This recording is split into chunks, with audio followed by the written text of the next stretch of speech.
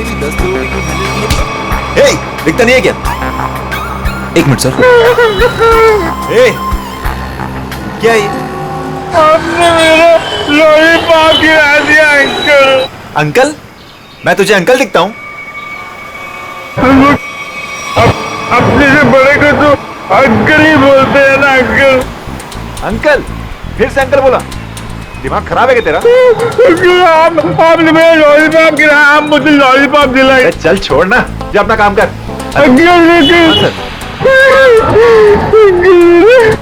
Lollipop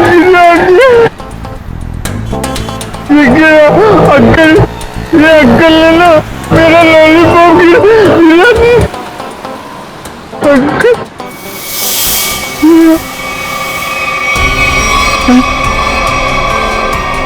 uncle, ये मेरे चेहरे को क्या हो गया? मैं तो बच्चा हूँ। ये कौन है?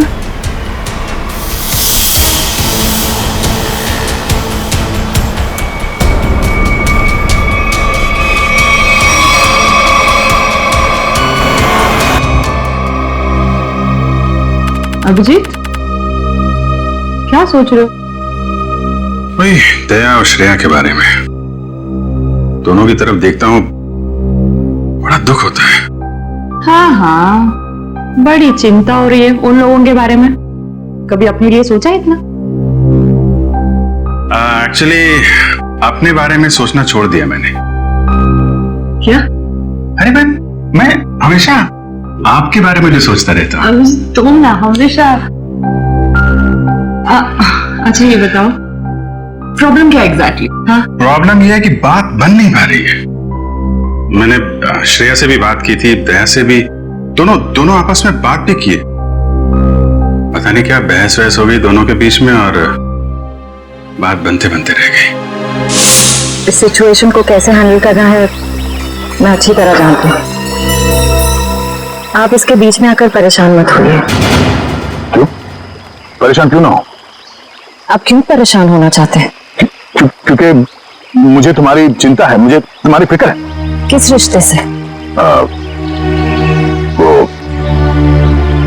वो एक दोस्त की हैसियत से। तो इसमें प्रॉब्लम क्या है? सिंपल है, दोनों को ज्यादा मिलना चाहिए, बातचीत करनी चाहिए, टाइम स्पेंड करना चाहिए। वही तो, टाइम कहाँ है हमारे पास? केस में ऐसे उलझे रहते हैं कि पर्सनल बातों के लिए टाइम मिलता ही नहीं है। तो 29 अगस्त? हाँ? 29 अगस्त? अभिजीत, 29 अगस्त। ओह, अच्छा 29 अगस्त आपका बर्थडे। क्या बात है तारिका जी, केस सॉल्व। हेलो,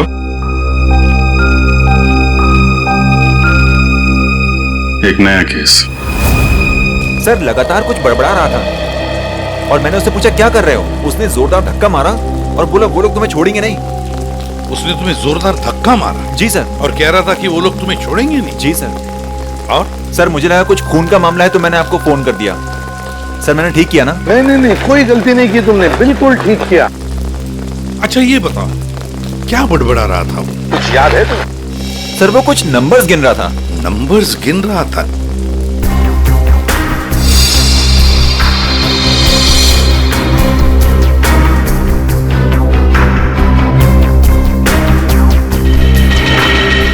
हाँ अभिजीत, क्या लगता है? बॉडी पे बाहर तो कोई घाव नहीं है और जहर का भी कोई निशान नहीं दिख रहा है, लेकिन ये देखिए यहाँ पे सर, इसके ये माथे पे दोनों तरफ ये निशान दिख रहा है, बिल्कुल एक जैसे निशान है। एक ही जगह पे जैसे किसी चीज को बहुत देर तक यहाँ पे लगा के रखा था। हो सकता है किसी हेडफोन वगैरह का निशान है। नहीं, हेडफोन वगैरह का निशान नहीं है ये। नहीं ऐसा तो नहीं इसकी मौत की वजह ये निशानी हो सकता है, ये बिल्कुल हो सकता है। सर आप रेडी? इसकी उंगलियां देखिए सर, सिर्फ इसी उंगली को मट्टी लगी है। हाँ सर, ये नंबर देखिए सर, ऐसा लगता है कि इसी उंगली से ये नंबर लिखे। 48162 4,81,630। सर यही नंबर पर बढ़ाना था। सर कोई फोन नंबर, अकाउंट नंबर या पासवर्ड? जो भी हो अभिजीत, बड़ा इंपॉर्टेंट नंबर है ये, वरना ये आदमी मरते वक्त ये नंबर लिख के नहीं जाता। 481,623। सर हाँ सर, इसकी जेब में वॉलेट मिला है सर, बहुत सारा कैश है।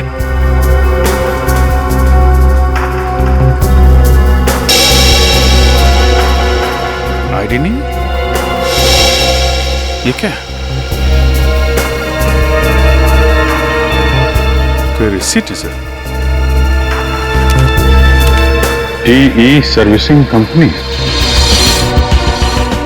सर ये तो अमर है, इसको क्या हुआ? किसी ने इसका खून कर दिया है। खून? जी हाँ। सर मुझे पहले ही ऐसे ही लग रहा था कि इसके साथ ऐसा कुछ होने वाला है। पहले से ऐसा लग रहा था, क्यों? सर ये काम करता है मैकेनिकल का और उसके रोज के खर्चे हैं शहंशाह जैसे। उसका पैसे से बंटवा हमेशा भरा हुआ रहता था। अरे तो तुमने पूछा नहीं कि उसके पास इतने पैसे आते कहाँ से थे? उसने कहा अपने काम से काम रख, नहीं तो उड़ा दूंगा तुझे, समझ रहा ना? ऐसा से धमकी दिया उसने। वो तो गुंडा था साहब। रहता कहाँ था ये अमर?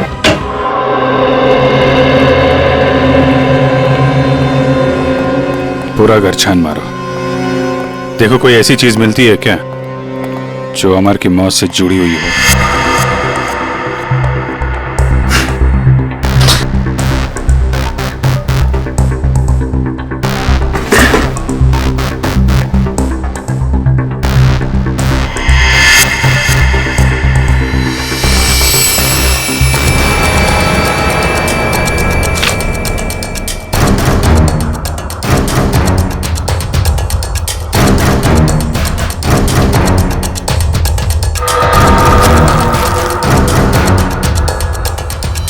Mobile phone?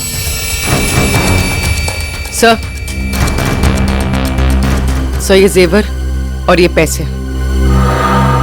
बहुत बड़ा घोटालेबाज था ये। उधर मोबाइल फोन और एंटिक पीसेस रखे हुए हैं।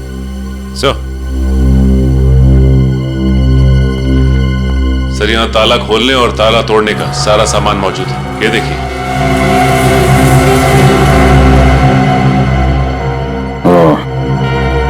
तो ये अमर चोर था। सर लगता है ये अमर लोगों के घरों में एसी और फ्रिज सुधारने के बहाने घर को अच्छी तरह से देख लेता था। उसके बाद रात में इन सारी कीमती चीजों की चोरी करता था। सर हाँ बेटा। सर ये कुछ अखबार में है जो बीच में काटे हुए सर। कुछ अक्षर कटे हुए हैं।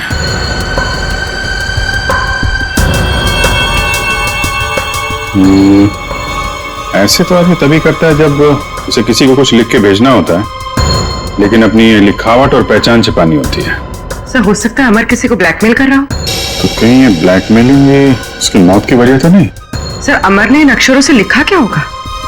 ये सारे एक बार ब्यूरो लेके चलते हैं, वहीं पता चलेगा कि अमर ने कौन से अक्षर से क्या लिखा था। इसके शरीर पर ना तो किसी किस्म के कोई चोट का निशान है, ना कोई जहर का कुछ अंश मिला है, और ना ये पता लगा कि इसे कोई हार्ट अटैक तो नहीं हुआ, कुछ नहीं। बस इसके दिल ने अचानक काम करना बंद कर दिया। तो दिल ने काम करना क्यों बंद कर दिया, इसकी वजह भी समझ में नहीं आई। लेकिन इसके सर के बालों के बीच हमें जरूर ऐसा कुछ मिला है, एक ऐसा निशान जो बहुत चौंकाने वाला है।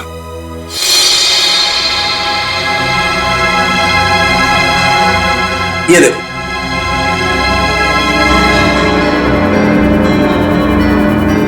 देख रहा है? गौर से देखो।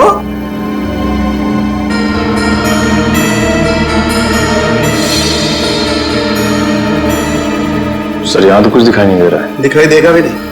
हाँ, ये निशान नंगी आंख से तो क्या, साधारण मैग्नीफाइंग ग्लास से भी दिखाई नहीं देगा। ये निशान आप लोगों को कहां दिखाई देगा मैं बताता हूं, आइए मेरे साथ। यहां देखिए ये निशान, देखिए ये छोटा सा माइन्यूट सा निशान 100 टाइम्स मैग्नीफाई किया है, तब जाकर के निशान दिखाई दिया है। 100 टाइम्स। डॉक्टर साहब, ऐसा कौन सा निशान हो सकता है? कहीं ऐसा तो नहीं कि किसी सर्जन ने बड़ी बारीकी से इस पे सर्जरी करके? नहीं नहीं नहीं कर, इतनी बारीक सर्जरी दुनिया में हो नहीं सकती है। इतना बारीक निशान किसी औजार से नहीं बन सकता है। लेकिन हाँ, इसके सर में ये निशान है, इसका मतलब कोई बहुत ही पतली, बहुत ही माइन्यूट, बारीक सी चीज इसके सर में या तो घुसी है या फिर घुसाई गई। सर ये काम एलियंस का लगता है।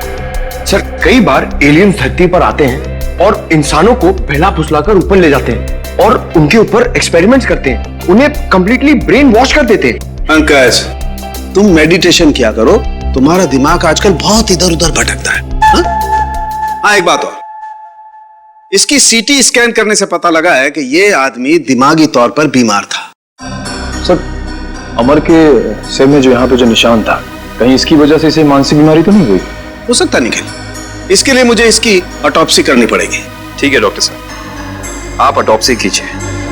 तब तक हम पता करते हैं कि अमर ने जो नंबर्स लिखकर छोड़े थे, उन नंबर्स का राज क्या है। Sir bank accounts, locker number, telephone number सब कुछ देख लिया सर, लेकिन ये 4,81,623 क्या है, इसका मतलब समझ में नहीं आया। मतलब है सचिन, मतलब है। मरते दम तक उस आदमी के जुबान पर और दिमाग में भी यही नंबर था, 4,81,630। अच्छा, अमर के घर में से जो कटे हुए न्यूज़पेपर्स मिले, उससे कुछ पता चला? सर प्रेस से न्यूज़पेपर्स की दूसरी कॉपी मंगवाई है सर, पंकज मैच करके देख रहा है।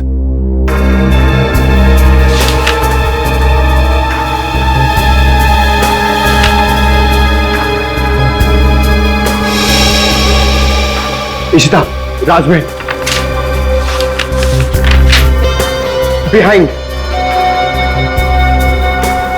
11 PM।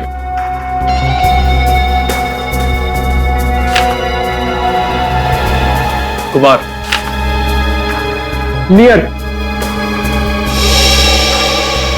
सुरेश इश्ता मीट। हाँ पंकज, क्या पता चला? सर सारे गायब अक्षर ये पेपर पे लिखे sir.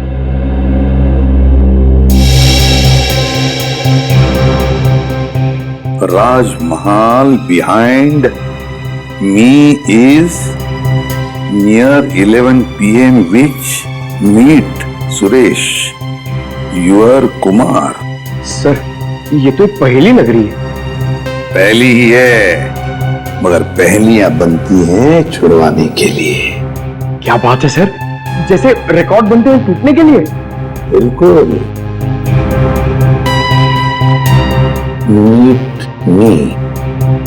meet me at Rajmahal restaurant, है ना? राजमहल रेस्टोरेंट बिहाइंड क्या हो सकता? 11 PM हो सकता है।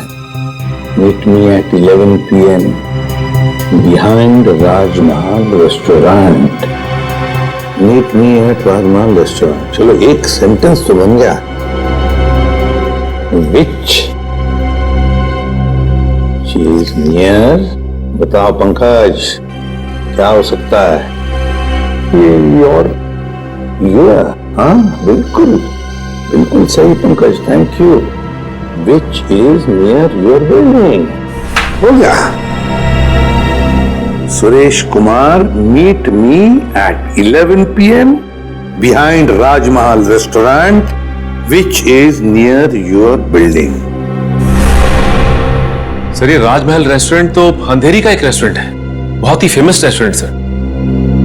तो फिर सचिन, इस राजमहल रेस्टोरेंट के पास रहने वाले सुरेश कुमार के बारे में पूरा पता लगाओ। सुरेश कुमार।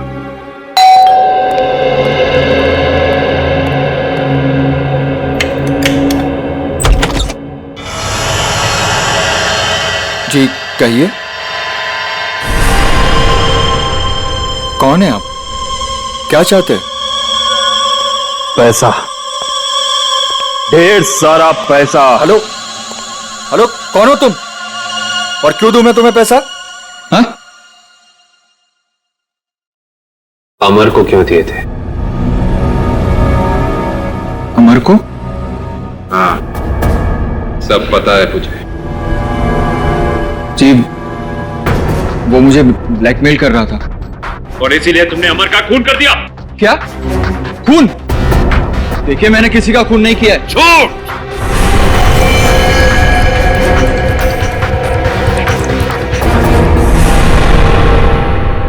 झूठ बोल रहे हो तुम।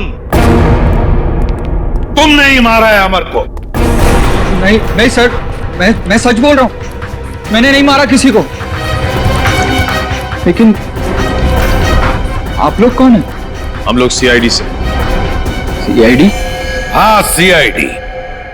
तो बताओ, सच सच बताओ, बताओ जल्दी। सर, असल में अमर ने मेरे घर पर चोरी की थी और उस चोरी में गलती से मेरे पिताजी का वो बक्सा उसके हाथ लग गया था, जिसमें उनके गैर कानूनी ढंग से किए गए कामों के कागजात थे। और उन कागजातों को लेकर अमर तुम्हें ब्लैकमेल कर रहा था। जी हाँ सर, ये मेरे पिताजी की इज्जत का सवाल था और मैं नहीं चाहता था कि उनकी बदनामी हो। पर ये अमर मुझसे बार बार पैसे ऐंठने लगा।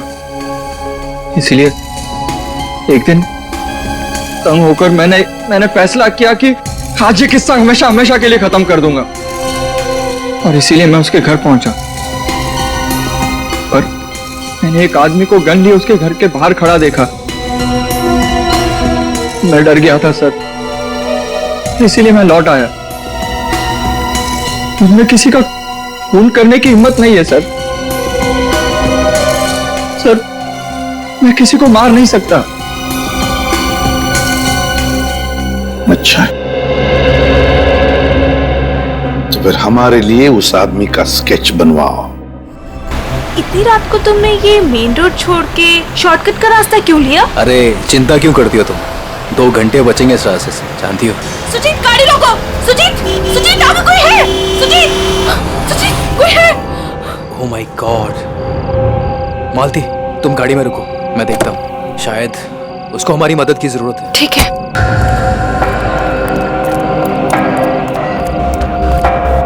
भाई साहब, उठो भाई साहब, क्या हुआ?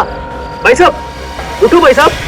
4 लाख 81,000 623 4 8 16 23। अरे सुनो बिल्ला, वो लोग तुम्हारे पास आ रहे। छोड़ो बिल्ला।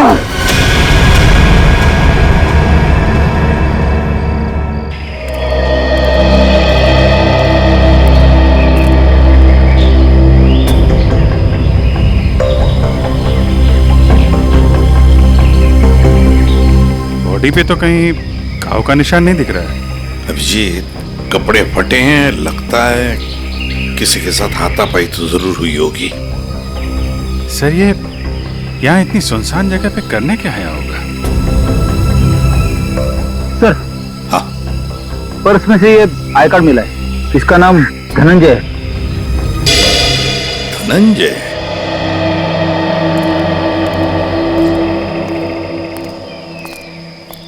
एक बार जरा डिटेल में बताइए, क्या हुआ था? हाँ सर, ये आदमी रोड पे मुंह के बल गिरा हुआ था। मैंने इसकी हेल्प करने की कोशिश की, लेकिन इसने मुझ पर हमला कर दिया सर। और हाँ सर, ये कुछ नंबर भी बड़बड़ा रहा था। नंबर? अमर भी तो नंबर ही बड़बड़ा रहा था। हाँ, 48163। हाँ, ये 4,81,623 ऐसा कुछ? जी जी हाँ सर, यही नंबर था। अच्छा, अब इसके अलावा कुछ और बोल रहा था, बड़बड़ा रहा था? हाँ सर, वो काफी डरा हुआ था और चिल्लाकर बोल रहा था, बिल्ला वो लोग आ रहे हैं। बिल्ला? सर, बिल्ला, ये नाम मैंने पहले कहीं सुना है सर।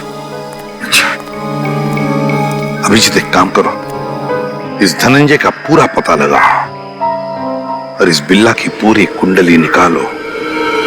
अगर ये बिल्ला मिल गया तो समझ लो इस नंबर का राज भी खुल गया। रघु, हमें बिल्ला के बारे में तुमसे कुछ जानकारी चाहिए। रघु, हम तुमसे कुछ पूछ रहे हैं। हाँ? रघु, हम सीआईडी से हैं और हमारा ये जानना बहुत जरूरी है कि बिल्ला इस जेल से फरार क्यों हुआ। सर, लगता है इसकी आंखों के साथ साथ इसका मुंह भी बंद पड़ गया।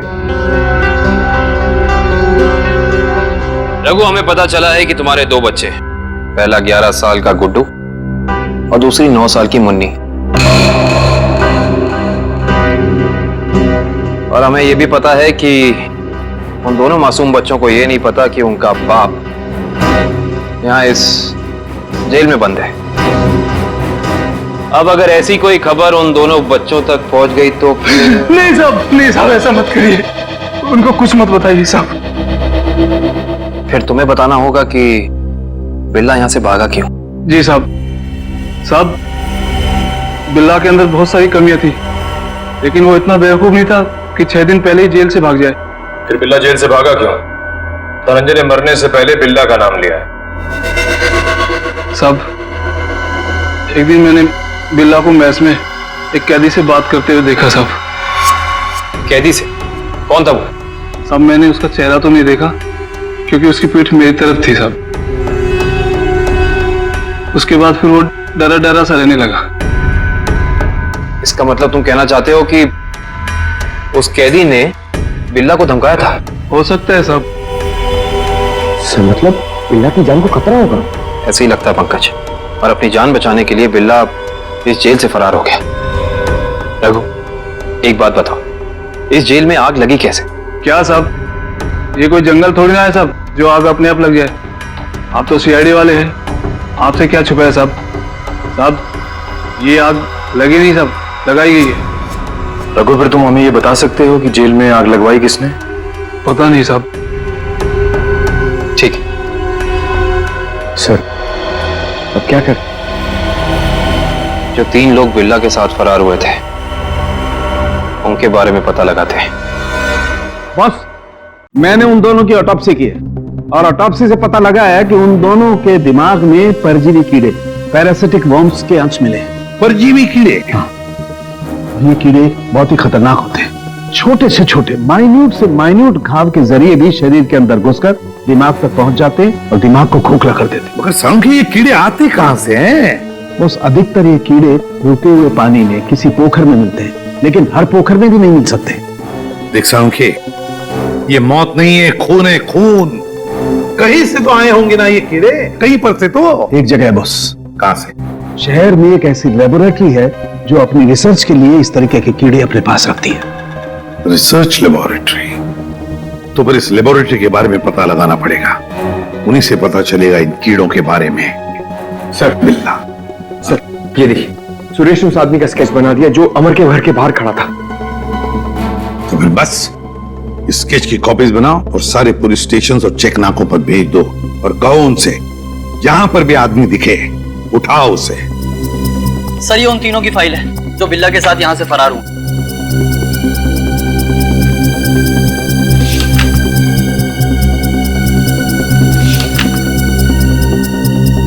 सर। हाँ पंकज। सर, ये आदमी देखिए। ये आदमी? ये तो वही आदमी है ना जिसका स्केच सुरेश ने बनवाया था। वही आदमी जो अमर के घर के बाहर खड़ा हुआ दिखा था। इसमें तो लिखा है ये धनंजय आग लगने से 2 दिन पहले ही यहाँ आया था, एक छोटे मोटे जुर्म है। इसका मतलब जरूर अमर, धनंजय और बिल्ला के बीच आपस में कोई ना कोई संबंध था। ऐसे ही लगता है निखिल, ये सारी एक सोची समझी साजिश है। ये वही आदमी है जो जेल के अंदर आया और इसने फिर बिल्ला को धमकाया, फिर यहाँ जेल में आग लगाई और बिल्ला को अपने साथ लेकर फरार हो गया। मगर सर, इस बिल्ला में ऐसा खास है क्या? मेरा मतलब है कि कोई उसके लिए इतनी तकलीफ क्यों उठाएगा? यही तो पता करना है पंकज, आखिर उसमें ऐसा खास है क्या? कुछ दिन पहले बदमाशों ने हमारी लेबोरेटरी में डाका डाला था और पैसों के साथ साथ पैरासिटिकल वर्म्स के 2 बॉक्स भी उठा ले गए। सबने मास्क पहन रखे हैं। और सर, ये कैमरा नंबर 2 है जो हमारी लैब में लगा हुआ है।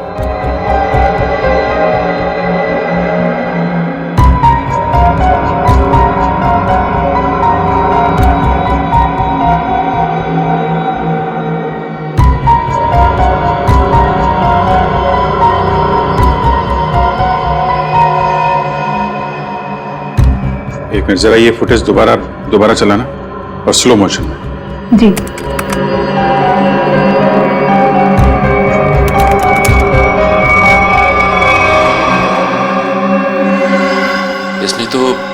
अपने आप को भी चोट पहुंचाई है। आप जरा ये जगह दिखाइए जहां पे आप पे हम। आइए सर।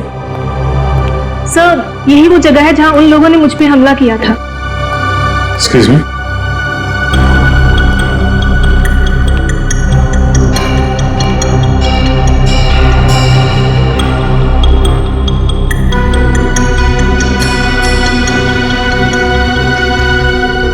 सर, इस जगह को तो अच्छी तरह से साफ कर दिया गया है, खून के निशान कहीं भी नजर नहीं आ रहे। अगर इस जगह को साफ नहीं किया होता तो खून के जरिए अपराधी जरूर पकड़ा जाता।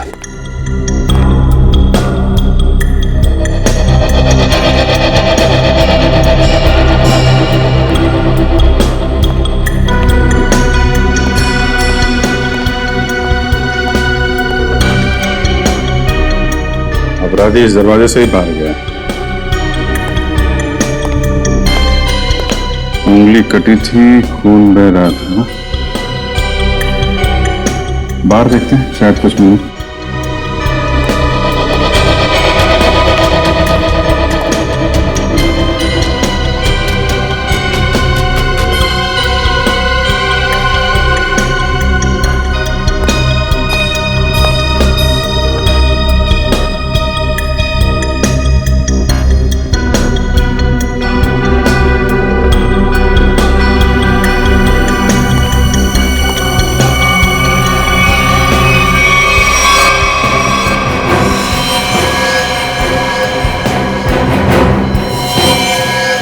ये देखो,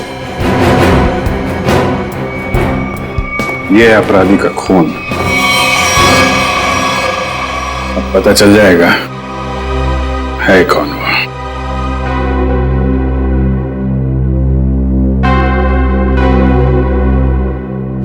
तो ये बात है, चोर चोरी से जाए लेकिन सीना चोरी से ना जाए। लगता है इतने सालों से ये बिल में छिपा बैठा था, अब जाके बिल से बाहर निकला है। सचिन, क्या कहते हैं forensic report? Sir, research centre से मिले खून का डीएनए एक पुराने मुजरिम से मैच कर गया है सर। 18 साल पहले ये मुजरिम एक खतरनाक गिरोह के लिए काम करता था, उसके बाद इसका कोई पता नहीं चला सर। अच्छा, और सर, इस गिरोह के वेयरहाउस पे छापा पड़ा था पुलिस का, जिस छापे में कुछ लोग मारे गए और कुछ पकड़े गए, और बाकी तस्करी का सामान भी बरामद हुआ। उसके बाद सर ये गिरोह टूट गया। तो क्या 18 साल के बाद में नई गैंग बना ली इन लोगों ने? लूट मार और खून खराबा शुरू कर दिया। सर, हाँ सर, एक मिनट इधर आइए। सर, ये उस समय की केस फाइल है सर, और ये कुछ फोटोग्राफ से उस पुलिस के छापे गए।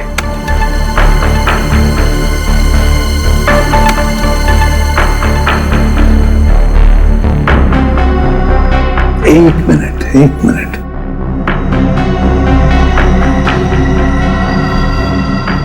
ध्यान से देखो सचिन। हाँ सर, ये वही नंबर है जो धनंजय और अमर मरने से पहले दोहरा रहे थे सर। एग्जैक्टली। ये सारा खून का खेल इसी नंबर से जुड़ा हुआ है, इसी नंबर से, इसी बक्से से जिसका नंबर है 4,81,630।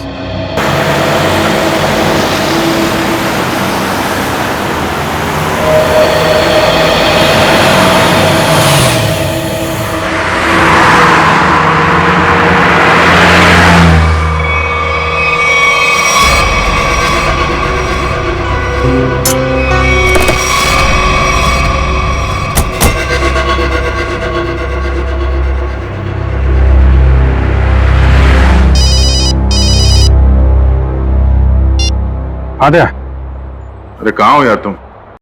अरे यार, ये कॉमन रोड पे थोड़ी गाड़ी खराब हो गई थी, 2 मिनट में आता हूँ बना के। ओके, ठीक है। अच्छा अभिजीत, वो नंबर्स की गुत्थी सुलझ गई है। अच्छा, अरे वाह यार दया, ये जब से बिल्ला के केस में हम लोग घुसे हैं ना, मुझे कुछ और याद आ रहा है। क्या? यार, मैं इससे पहले कहीं मिल चुका हूँ। अच्छा, कहाँ पर अभी ठीक से याद नहीं आ रहा है, लेकिन चेहरा जाना पहचाना है। ठीक है, तुम गाड़ी रिपेयर करके ब्यूरो आ जाओ, वहीं पे उसकी पहचान निकालने की कोशिश करते हैं। ओके, ठीक है। अरे दया, मैं इसे सीआईडी ज्वाइन करने से पहले मिला था। अच्छा, इसने अभिजीत,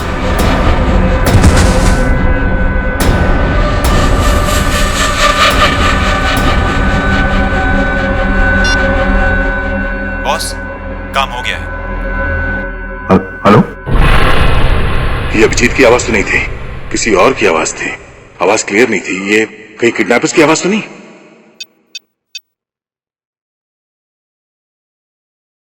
हेलो पूर्वी। हेलो। हाँ सर। सर लगता है अभिजीत को किसी ने किडनैप कर लिया है। क्या? अभिजीत, अपने इस पुराने दोस्त बिल्ला को जरा कुछ याद दिलाने की कोशिश करो। हम जो इससे जानना चाहते हैं ये हमें बता नहीं रहा। क्या जानना चाहते हो? अभिजीत, समझने की कोशिश करो अभिजीत।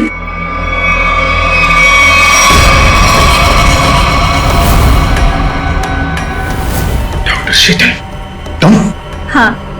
अभिजीत, वो बक्सा मेरे लिए बहुत जरूरी है जो बिल्ला, धनंजय और उसके दोस्तों ने अपने बॉस के लिए पुलिस स्टोरेज रूम से चुराया था।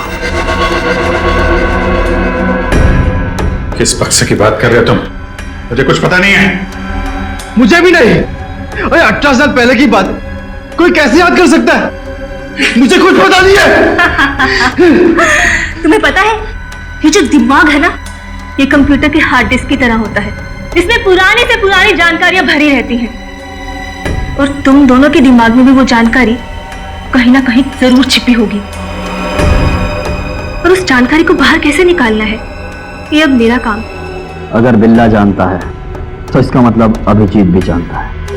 तुम दोनों की दोस्ती तो 18 साल पुरानी है, क्यों अभिजीत?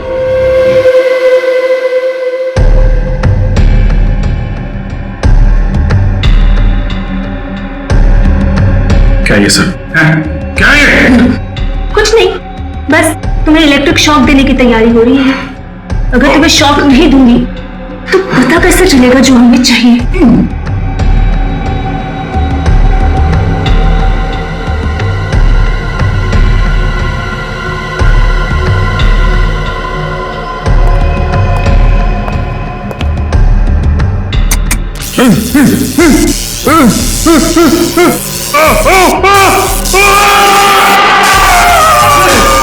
सर, आपने जो फोन पे दूसरी आवाज सुनी थी वो पूर्वी ने क्लीन करके भेजी है।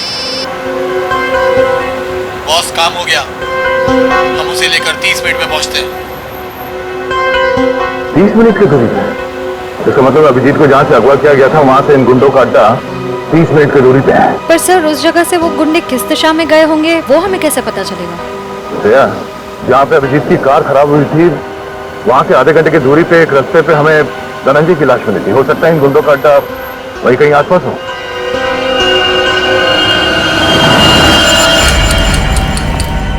तुमने तो बहुत जल्दी हार मान ली अभिजीत, पर हम लोग हार नहीं मानने वाले जब तक हम अपने मतलब की जानकारी हासिल नहीं कर लेते। बॉस, बक्सा मिल गया और अंदर का सामान भी सही सलामत है। बहुत अच्छे, क्या बात है।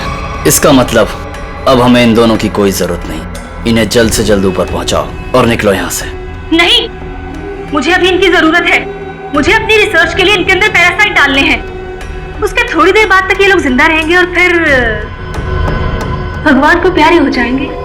तुम्हें इनके साथ जो भी करना है जल्दी करना, बचने नहीं चाहिए, वरना ये दोनों हमारे लिए खतरा बन जाएंगे।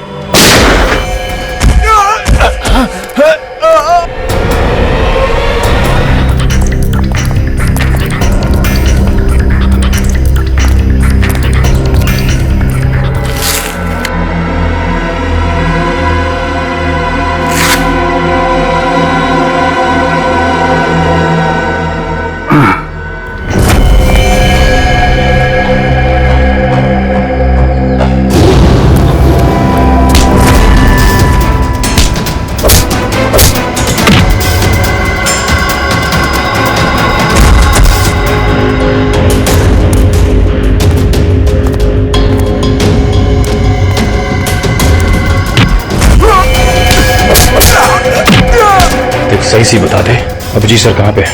हाँ?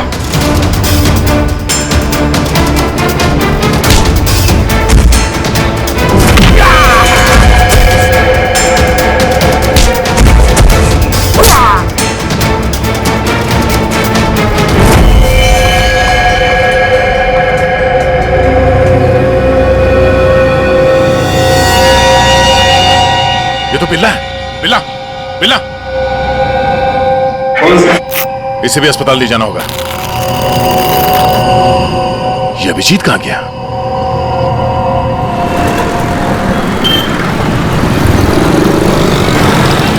वो वहां पे।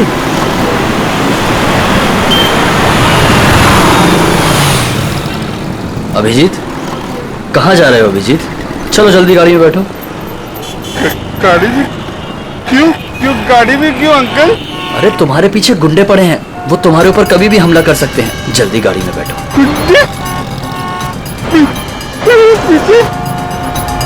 लेकिन आप लोग कौन हैं? लेकिन अरे अभिजीत, हम तुम्हारे दोस्त हैं, भूल गए क्या?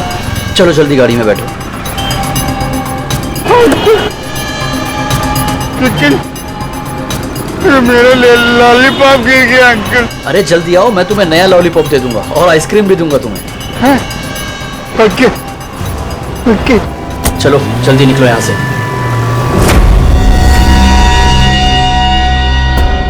चलो चलो फटाफट चलो, जल्दी से ना, टाइम नहीं है ना हमारे पास, है ना? देखिए अंकल, हम लोग जा कर रहे हैं। हम लोग विदेश जा रहे हैं। विदेश घुमाने के लिए, तुम्हें घूमना है ना? वाह, विदेश जा रहे हैं। कितना मजा आएगा। हम लोग जहाज से जाएंगे अंकल? नहीं, हम लोग पानी के जहाज से जाएंगे। पानी के। वाह, पानी की जहाज से? हाँ। जो पानी में चलती है? हाँ। बहुत मजा आएगा, बहुत मजा आएगा।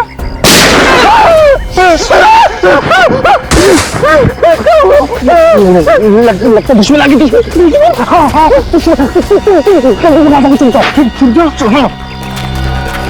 जाओ वहां जाओ।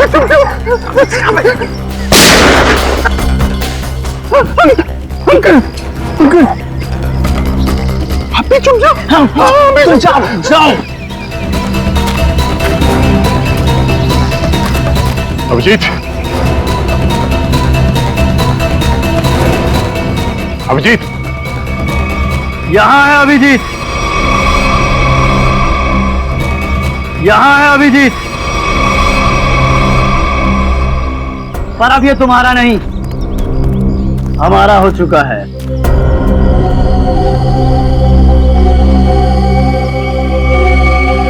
इंस्पेक्टर विजय, तुम?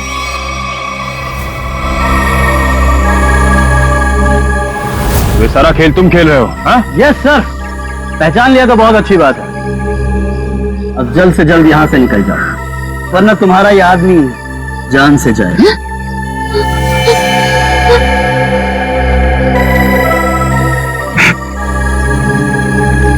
विजय, तुमने अभिजीत को नहीं, अपनी मौत को रखा अपने पास। तेरी फालतू बकवास सुनने का मेरे पास टाइम नहीं। फटाफट मुझे निकलने का रास्ता दो। हाँ, जाने दो हमको। हम लोग विदेश जा रहे हैं अंकल, पानी के जहाज से। सर, ये अभिजीत सर को क्या हो गया? सुना नहीं? बंदूक नीचे, वरना नीचे रखो, रखो नीचे, नहीं तो ये अंकल मुझे मार देंगे। नीचे रखो, रखो नीचे। नीचे रखो, नीचे रखो। नीचे।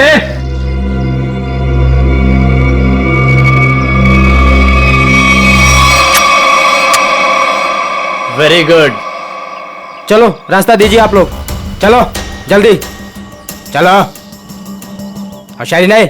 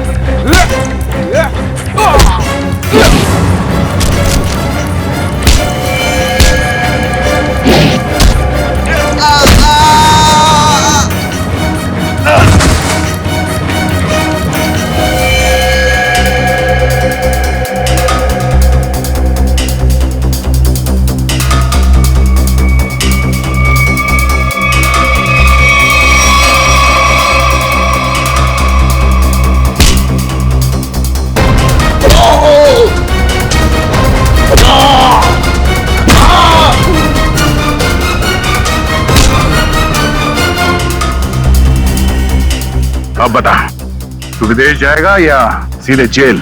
हाँ? दया, जाऊंगा तो विदेशी, वो देख।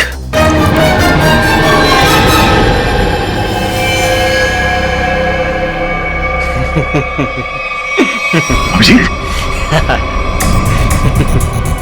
छोड़ दो मेरे दोस्त को, छोड़ दो, नहीं तो मैं गोली चला दूंगा, मैं मार दूंगा, मैं गोली मार दूंगा। अभिजीत, ये तुम्हारा दोस्त नहीं है, ये दुश्मन है। नहीं,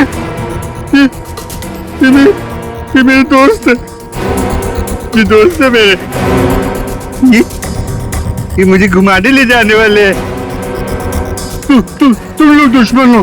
दुश्मन? मुझे पता चल गया, तुम लोग मुझे मारने आए हो।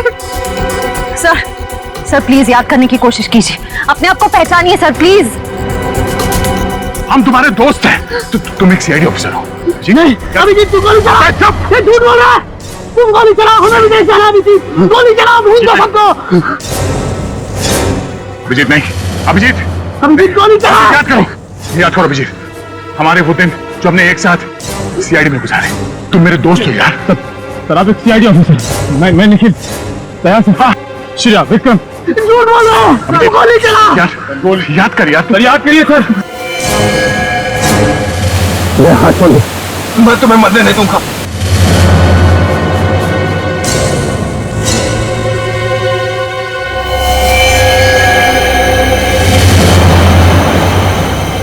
कल मेरी जरूरत पड़े तो याद करना, दोस्त नहीं, भाई हूं मैं तुम्हारा।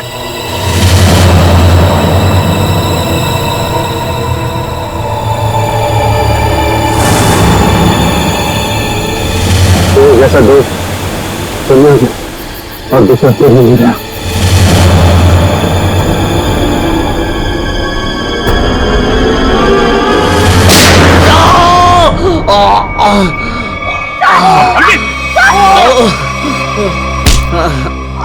सर, कुछ नहीं हुआ, गोली सिर्फ पैर पे लगी है।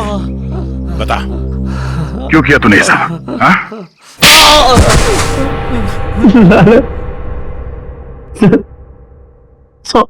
100 करोड़ का लालच। मेरा असली नाम हरीश है, मैं उस गैंग का लीडर हूं जो वेयर हाउस में पकड़ा गया था। 18 साल पहले मुझे जेल हो गई थी। फिर तुम पुलिस डिपार्टमेंट में ऑफिसर कैसे बन गए? मैं अपना फूलिया और पहचान बदलकर उस पुलिस वाले की जगह पुलिस डिपार्टमेंट में घुस गया, जिसका तबादला दूसरे शहर से हुआ था। और फिर तुमने उस बेचारे पुलिस ऑफिसर को अपने रास्ते से हटा दिया और उसकी जगह ले ली। हाँ सर, मुझे दुश्मन गैंग के लोगों की पूरी जानकारी चाहिए थी। और फिर जेल से छूटने के बाद उस बक्से के नंबर के जरिए तुम उस बक्से को हासिल करने की कोशिश में लग गए। उस बक्से में 100 करोड़ के ड्रग्स थे। काफी समय बीत चुका था, लोग कुछ बता नहीं पा रहे थे, इसलिए उनकी याददाश्त वापस लाने के लिए तुमने डॉक्टर शीतल के एक्सपेरिमेंट का इस्तेमाल किया उन पर। हाँ सर, और वो एक्सपेरिमेंट कामयाब भी हो रहे थे। हमें बिल्ला के जरिए पता लग गया था वो बक्सा कहाँ रखा था। और अमर कैसे फंस गया तुम्हारी जाल में? सर, सुरेश का बाप एक ट्रस्ट ऑफिसर था और वो मेरे दुश्मन गैंग से मिला हुआ था।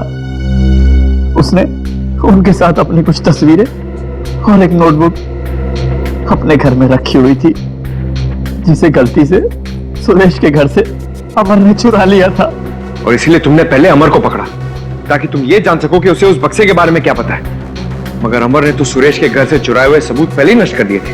हाँ, अमर का इस गैंग से कोई लेना देना नहीं था, लेकिन उसने वो सारे सबूत चुरा लिए थे जिनकी मुझे जरूरत थी। इसलिए मैंने उसके साथ वो किया, खत्म कर दिया उसे। इतने सालों की सजा काटने के बावजूद भी तुमने सीनियर इंस्पेक्टर अभिजीत पर हमला किया, 3 लोगों की जानें ली। तुम्हें तो जीने का कोई हक ही नहीं है। तुम्हें तो फांसी होगी, फांसी।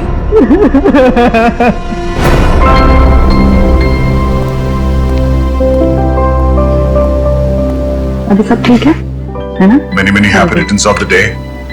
Oh, Daya? That's you. Thank you. Happy birthday. Thank you so much. This is beautiful. Thanks.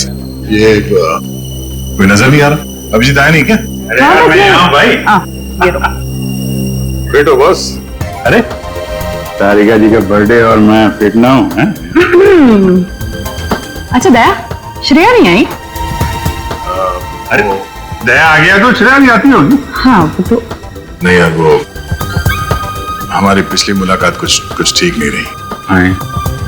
बस तो अरे सब ठीक हो जाएगा यार। आज वो यहाँ आएगी ना तो उसे अपने दिल की बात बोल ही देना। क्यों? यस, इस बार तो एकदम।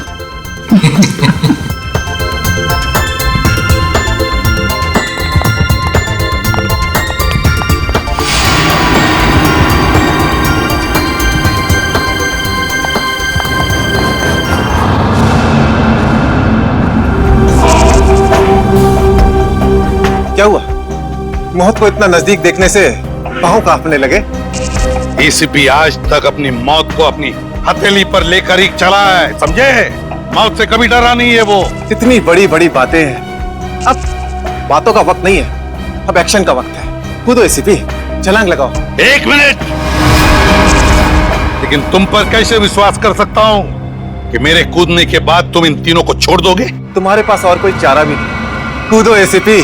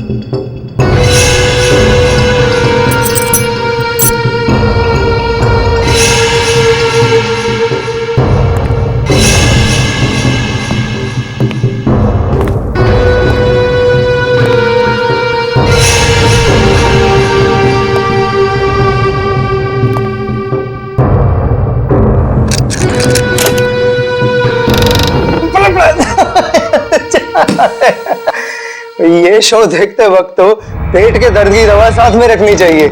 हंसते हंसते पेट दर्द हो गया।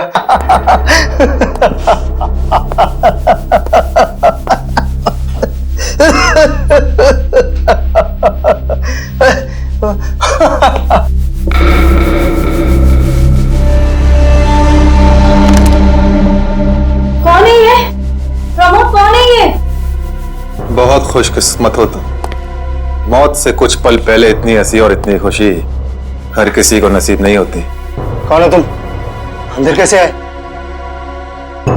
मौत को अंदर आने के लिए किसी न्योते की जरूरत नहीं पड़ती है।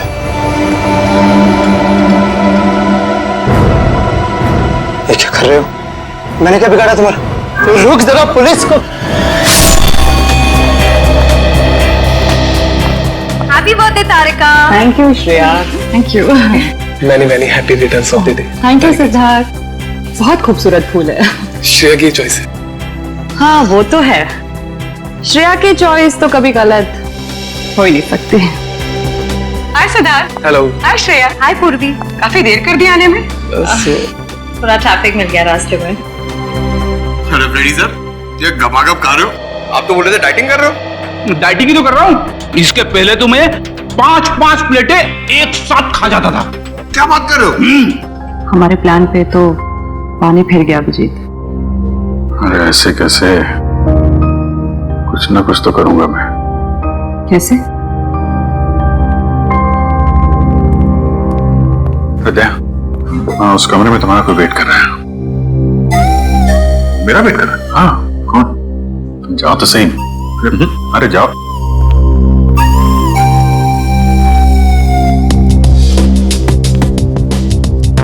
हे सिद्धार्थ, वो तुम्हें मेरी जासूसी नॉवेल्स की कलेक्शन देखनी थी ना? चलो दिखाती हूँ। चलो श्री। अरे कभी तो श्रेया को अकेले छोड़ो। ऐसी कोई बात नहीं है ना? चलो। इट्स ओके सिद्धार्थ, जाओ तो। चलो।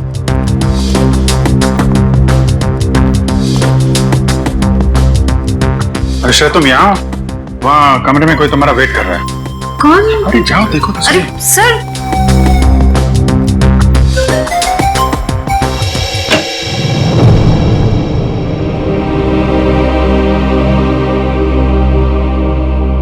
श्रेया, अच्छा किया तुम सिद्धार्थ को अपने साथ यहाँ ले आई। I am very sorry. उस दिन मैंने आपके साथ बहुत बुरा बिहेव किया था।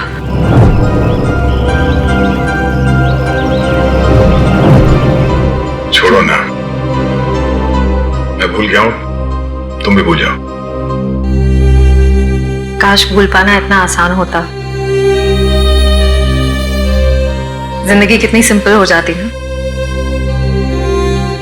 श्रेया, ये यादें ही तो है जो उदास दिलों को जिंदगी जीने का हौसला देती है। अगर यादें ही ना हो तो जिंदगी कितनी बोरिंग हो जाएगी। तो क्या तुमने सिद्धार्थ से शादी करने का फैसला कर लिया? मेरा दिल कुछ और कह रहा है, दिमाग कुछ और। मैं जानता हूं श्रेया, हमारे काम में हम दिल की नहीं दिमाग की सोचते हैं, मगर एक बार सीआईडी ऑफिसर ने एक आम लड़की की तरह सोचो। दिल का इस्तेमाल करो, उसकी आवाज सुनो। मेरे दिल में तो एक ही इंसान का नाम गूंजता रहता है, और वो नाम है श्रेया। सिद्धार्थ। सिद्धार्थ प्लीज, सिद्धार्थ मेरी बात तो सुनो प्लीज। अब सुनने को बाकी क्या रह गया? पूरी हकीकत मैंने अपनी आंखों से देख ली। तुम दया से प्यार करती हो ना?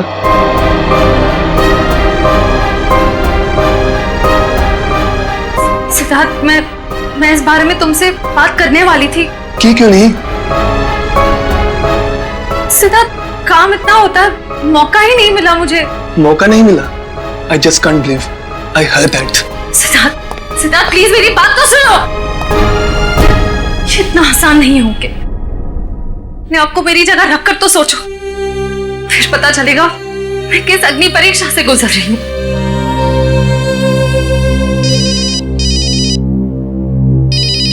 हेलो, कौन? सर, दोनों पति पत्नी थे, प्रमोद और शांति। सर, हमने कभी सपने में भी नहीं सोचा था कि हमारे होटल में ऐसा कुछ होगा। एक मिनट, आप बाहर खड़े रहिए।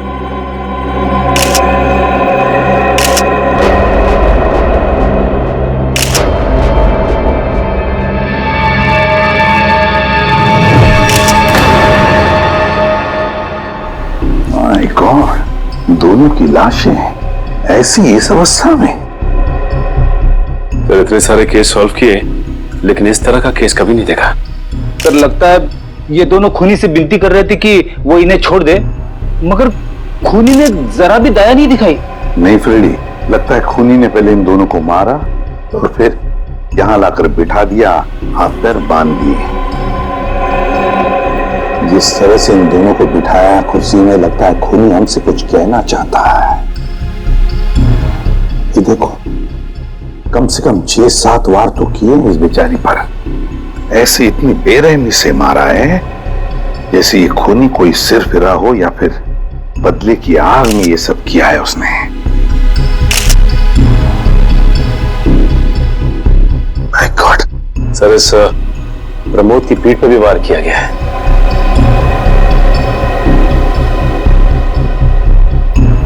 क्या हुआ?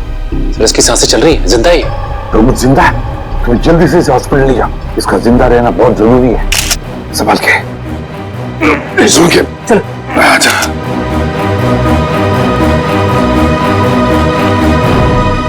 एक बात बताओ, ये खूनी अंदर आया कैसे? किसी ने देखा कैसे? नहीं सर, ये सब रात में हुआ सर, और रात के बाद इसकी ड्यूटी रहती है सर, इससे पूछिए आप। कैसे हुआ ये सब? सर कुछ देर के लिए मेरी आंख लग गई थी रिसेप्शन डेस्क के ऊपर। तुम्हें शर्म नहीं आती ये कहते हुए कि तुम्हारी आंख लगी थी ड्यूटी पर? Sorry sir. एक बात बताओ, ये दोनों प्रमोद और शांति कब से रह रहे तुम्हारी होटल में? सर पिछले 6 दिनों से रह रहे थे और आगे भी 1 महीने रहने का प्लान था सर। क्यों, कुछ बताया इन्होंने? सर प्रमोद जी की नई नौकरी लगी थी, नासिक से इस शहर में नए आए थे, उन्हें अपना घर नहीं मिला इसीलिए होटल में रह रहे थे सर। ठीक है, जाओ। वंश, प्रमोद और शांति, इन दोनों की पूरी जानकारी चाहिए मुझे।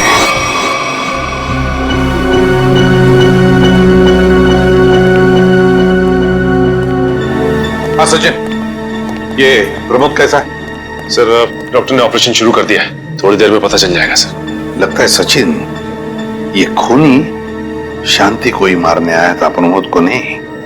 देखो ना, उसने प्रमोद पर सिर्फ एक ही वार किया और फिर देखा तक नहीं कि वो जिंदा है या मर गया।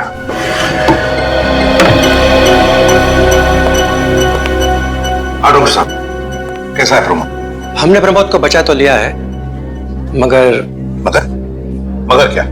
वो कोमा में चले गए हैं। कोमा में? लेकिन डॉक्टर साहब प्रमोद को होश तो आ जाएगा ना? हम तो अपनी तरफ से पूरी कोशिश करेंगे, मगर कुछ कहा नहीं जा सकता। Thank you. कुछ भी हो, प्रमोद होश में आना ही चाहिए। खूनी को सिर्फ प्रमोद ने ही देखा है। डॉक्टर साहब, शांति की लाश से कुछ पता चला? दया, मौत की वजह तो तुम लोगों को क्राइम स्पॉट पे ही पता चल गई होगी। पेट पर चाकू के इतने सारे घाव हैं, उसी की वजह से मौत हो गई बेचारे की। हाँ, वो तो हमें पता चल गया था। उसके अलावा कुछ और? हाँ, एक खास बात, 2 महीने पहले इसका किडनी का ऑपरेशन हुआ था। ये देखो, इसमें फोटो है। किडनी का ऑपरेशन? वंश, पता करो शहर के किस हॉस्पिटल में शांति के किडनी का ऑपरेशन हुआ था। जैसे? और सर वो क्राइम सीन पे जो खून मिला था वो शांति और प्रमोद का ही है। खूनी ने खून करने से पहले एक एक कदम फूंक फूंक कर रखा है। हाँ, काफी प्लानिंग की है खूनी ने इस जुर्म को अंजाम देने के लिए। उसे पता था कि ये प्रमोद ऑफिस से कितने बजे वापस आता है और वो होटल के कमरे में पहुंच गया जब दोनों मौजूद थे। पर सर, अगर उसका मकसद शांति को ही मारना था तो वो तो प्रमोद के आने से पहले ही जुर्म को अंजाम देकर वहां से फरार हो सकता था। हाँ, ये बात तो है। मुझे लगता है खूनी ने प्रमोद के ऊपर सिर्फ एक ही बार वार किया और वो इसलिए क्योंकि वो चाहता था कि वो कोमा में पहुंच जाए और जिंदा लाश बन जाए। तो लगता है ये खूनी कोई एक्सपर्ट है जो अच्छी तरह से जानता था कि वार कहां पे करना है। सर, वो एक्सपर्ट नहीं, मुझे तो सरफिरा लगता है। वरना मारने के बाद इन्हें प्रार्थना की पोजीशन में क्यों बैठा था? कोई तो गहरा कारण है सबके पीछे जो इस खूनी के अतीत से जुड़ा हुआ है। क्या प्रमोद की बीवी का खून हो गया और प्रमोद कोमा में है? जी हाँ। खैर, अब ये बताइए कि पिछले कुछ दिनों से प्रमोद का स्वभाव कैसा था? क्या वो डरा डरा रहता था या कुछ और अजीब बात? नहीं, ऐसा तो कुछ नहीं था। पर हाँ सर, मैंने उनको काम में बहुत सारी गलतियां करते देखा। साफ साफ बताइए, प्रमोद किस तरह की गलतियां कर रहा था? बेसिक अकाउंटिंग की गलतियां। मुझे तो हैरानी हो रही थी कि इतने काबिल और इतने क्वालिफाइड इंसान ऐसे बच्चों वाली गलतियां कैसे कर सकता है कोई। वो तो अच्छा हुआ कि मैंने उनकी गलती देख ली, वरना पूरी अकाउंट शीट खराब हो जाती। सर, मुझे तो लगता है उन्हें काम आता ही नहीं था। ऐसा कैसे हो सकता है? वो जिस कंपनी से आए थे वो तो बहुत बड़ी कंपनी थी, और कोई भी बड़ी कंपनी किसी ऐसे आदमी को अपने यहाँ नौकरी पर क्यों रखेगी जिसे उसका काम ही नहीं आता हो? अब तो इस प्रमोद की सारी कुंडली निकालनी पड़ेगी। तो पति पत्नी प्रमोद और शांति एक नंबर के धोखेबाज थे। इनके सारे सर्टिफिकेट्स और डॉक्यूमेंट्स नकली हैं, स्कूल और कॉलेज हर जगह के। ऐसी क्या वजह हो सकती है जिस वजह से 420 करके ये उस फाइनेंस कंपनी में काम कर रहा था? ये उस प्रमोद को वहाँ काम करके क्या फायदा हो सकता है? इस सवाल का जवाब तो उसी वजह से जुड़ा है निखिल, जिसकी वजह से इस प्रमोद की हत्या की गई। पर वजह जो भी हो, उस वजह का पता तो सीआईडी निकाल ही लेगी। लेकिन सर, हो सकता है इन दोनों का नाम भी नकली हो सकता है। ऐसा भी हो सकता है कि ये दोनों असली प्रमोद और शांति हो ही ना, बल्कि कोई बहरूपिये हों जिन्होंने उन दोनों की जगह ले ली हो सकता है। एक सेकंड। हेलो, हाँ बोल रहा हूँ। हाँ, कौन सा hospital? Okay, thank you so much. क्या हुआ निखिल? हमारा अंदाजा सही निकला। 2 महीने पहले पुणे की मोती हॉस्पिटल में इस प्रमोद की पत्नी का एक ऑपरेशन हुआ था। वहां प्रमोद की पत्नी का नाम शांति नहीं बल्कि विनीता लिखा हुआ है। विनीता? मोती हॉस्पिटल, पुणे।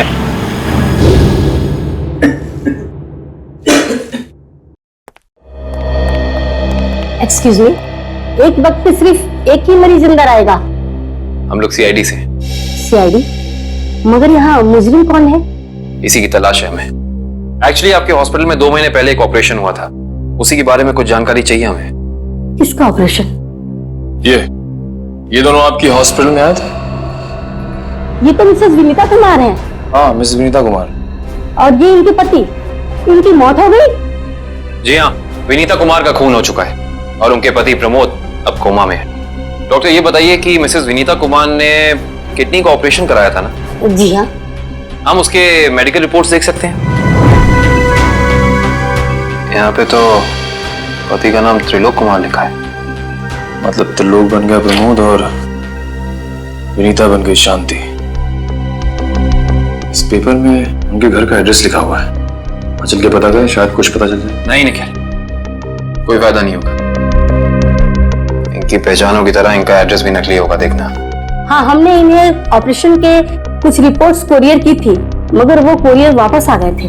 डॉक्टर ये बताइए कि इन्होंने ऑपरेशन का पेमेंट कैश में की थी या चेक से या किसी कार्ड से?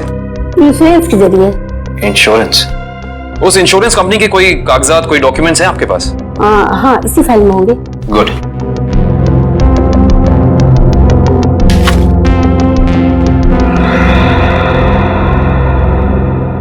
बिज हेल्थ इंश्योरेंस। अंकित, सभी अकाउंट्स और सभी खाते अच्छी तरह से बंद हो जाने चाहिए। कल शाम 5 बजे तक ऑडिटर आ जाएगा। हो जाएगा सर। कभी सपने में भी नहीं सोचा था कि हमारी कंपनी का अंत इतना बुरा होगा। ये किस अंत की बात कर रहे हैं आप लोग? जरा विस्तार से समझाइए। अगर आप अपने पैसे वापस लेने आए हैं तो भूल जाइए, क्योंकि जब तक अदालत अपना फैसला नहीं सुना देती तब तक हम किसी के रुपए वापस नहीं कर पाएंगे। पैसे वापस लेने नहीं, इंसाफ करने आए हैं। हम लोग सीआईडी से हैं। ओह, तो हमारी शिकायत सीआईडी वालों तक भी पहुंच गई है। शिकायत? ऐसा क्या कर दिया आपकी इस कंपनी ने? हमारी कंपनी ने नहीं, उस त्रिलोक ने आसमान की तरफ प्रगति करती हुई हमारी कंपनी के नाम को रातों रात मिट्टी में मिला दिया और हमें दिवालिया कर दिया उसने। त्रिलोक? एक सेकंड, आप इस त्रिलोक की बात तो नहीं कर रहे? हाँ हाँ, यही तो है वो। पर इसे क्या हुआ? किसी ने इसकी जान लेने की कोशिश की है। फिलहाल ये कोमा में। ये तो होना ही था, इतने लोगों को जो धोखा दिया इसने। किस धोखे की बात कर रहे हैं? हमारी कंपनी के क्लाइंट्स को झूठे सपने दिखाकर कहा कि सबके पैसे एक ही महीने में 2 गुना कर दूंगा, पर सबके पैसे बटोरकर 9 तो 11 हो गया वो। और क्लाइंट हमारी कंपनी से पैसे वापस मांग रहे हैं। बैंकक्रप्ट हो गया। इतने सालों से कंपनी की बनी बनाई इज्जत मिट्टी में मिल गई। खोए हुए पैसे और खोई हुई इज्जत तो फिर से कमाई जा सकती है, पर खोई हुई जान तो वापस नहीं आ सकती ना। क्या त्रिलोक ने किसी की जान भी ली है? हाँ, हमारी कंपनी के सीईओ अनुज जी, जो कि सदमे को बर्दाश्त नहीं कर पाए और दिल का दौरा पड़ने से उनकी मौत हो गई। कहीं ये सारा हमला अनुज जी का कोई करीबी तो नहीं कर रहा है? अनुज जी की मौत का बदला लेने के लिए? हो सकता है। अनुज जी के परिवार में कौन कौन है? उनकी पत्नी सुधा, जो कि अभी सदमे में है, और उनका बेटा विक्की। विक्की? इस विक्की का फोन नंबर दीजिए जरा। विक्की के फोन का सिग्नल यहीं आसपास बता रहा है। हो गई। अच्छा, अभी भी मागाधर रोड की तरफ मुड़ा है। मागाधर?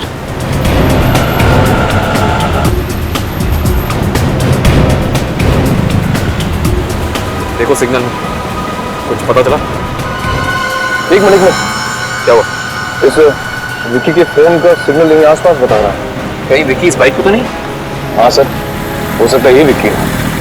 चेक करते हैं।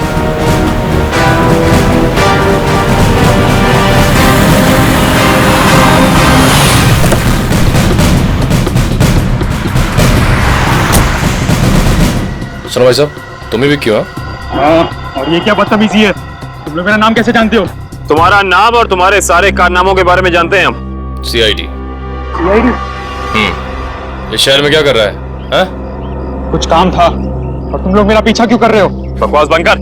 दो खून करके भाग रहा हो, कह रहा है सीआईडी पीछा क्यों कर रही है? मैंने कोई खून नहीं किया है। अच्छा, त्रिलोक और विनीता का खून नहीं किया तुमने? What? त्रिलोक और विनीता मर चुके हैं? ड्रामा बनकर अपना पूरा इतिहास है तेरा हमारे पास। उन दोनों ने तुमसे तुम्हारे पिता को छीना, उसका बदला लेने के लिए तुम यहाँ आए हो उनके पीछे। हाँ, मैं बदला लेने जरूर आया था, पर मैंने उनका खून नहीं किया। देख, सच बोल दे समझा, मैं अपनी शक्ल नहीं पहचान पाएगा। मैं सच कह रहा हूँ, मैंने किसी तरह उनके बारे में पता किया। मैं उनके होटल भी गया था, मगर जैसे मैं उनके कमरे की तरफ जा रहा था, मैंने उनके कमरे में एक आदमी को जाते हुए देखा। कौन सा आदमी था वो? उसके चेहरे को ठीक से देख नहीं पाया मैं। तुम्हें जो भी याद है, जितना भी याद है, साफ साफ बताओ। कद लगभग 6 फीट, ओवरकोट पहना हुआ था उसने, और उसके बाल लंबे थे यहाँ तक। हाँ, और उसने एलिगेटर शूज पहने हुए थे। Alligator shoes? हेलो, एक और खून? लाश ऐसे अजीब ढंग से क्यों बैठा है? कमाल है सर, पिछले वाले केस में खूनी ने उन दोनों को होटल में चाकू मारकर प्रार्थना वाली पोजीशन में बैठाया था, और इसे गोली मार के इस तरह से। लगता है दोनों का खूनी एक ही है। अगर ये सीरियल किलर होता तो इसे भी चाकू से मारता सर, क्योंकि विनीता को उसने चाकू से मारा था, इसे तो गोली मारी है। हाँ, मगर लाशों को ऐसे एक ही ढंग से बिठाना क्या दो अलग अलग खूनी करेंगे? मुझे लगता है दोनों का खूनी एक ही है, और जिस वक्त तिग्मांशु का खून हुआ, लगता है खाना खाने ही वाला था।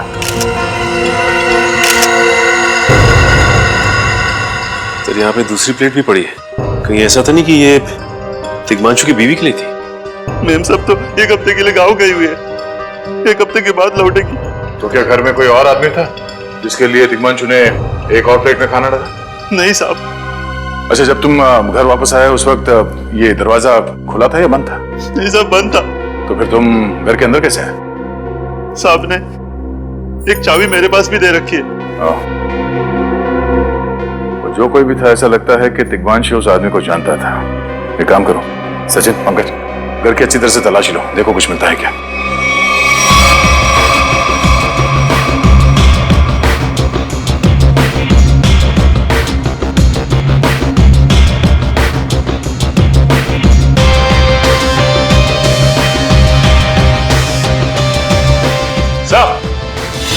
हाँ सचिन, हाँ सचिन, ये देखिए सर, यहाँ से शीशा निकाला गया है, चिटकनी खोली गई है, और यहाँ से बाहर जाने का रास्ता भी है। मतलब कोई अंदर यहाँ इस खिड़की से आया था? सर, लेकिन इस घर में तो सेफ्टी अलार्म भी है सर। अगर यहाँ से कोई अंदर आया है तो सेफ्टी अलार्म बजना चाहिए था, और सिक्योरिटी गार्ड को भी अंदर आना चाहिए था। अब इसका जवाब तो सिक्योरिटी गार्ड ही देगा।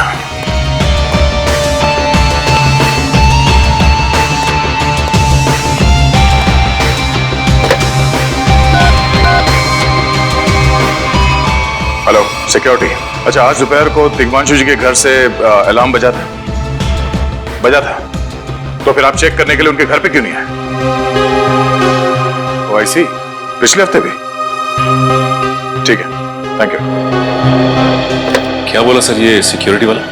सिक्योरिटी का कहना है कि अलार्म बजा था और उन लोगों ने घर में फोन भी किया, तो तिग्मांशु जी ने कहा कि गलती से अलार्म बज गया, इसलिए वो लोग ऊपर नहीं आए। सर, हो सकता है तिग्मांशु ने मजबूरी में कहा, खूनी ने उसके सर पे गन तान दी हो। कुछ कह नहीं सकते, बात करते वक्त अगर थोड़ी सी भी टेंशन हो आवाज में तो ये सिक्योरिटी वाले तुरंत भाप लेते हैं। दरअसल पिछले हफ्ते भी तिग्मांशु के घर से अलार्म बजा था, और जब सिक्योरिटी वालों ने फोन किया था तो तिग्मांशु ने यही कहा था कि गलती से बच गया। सर, ये खूनी काफी चालाक लगता है, खेल खेल रहा है। देखते हैं, जरा देखो इस घर में कुछ और मिलता है क्या। खूनी ने कोई ना कोई सुराग जरूर छोड़ा होगा, चेक करो। सर एक मिनट सर,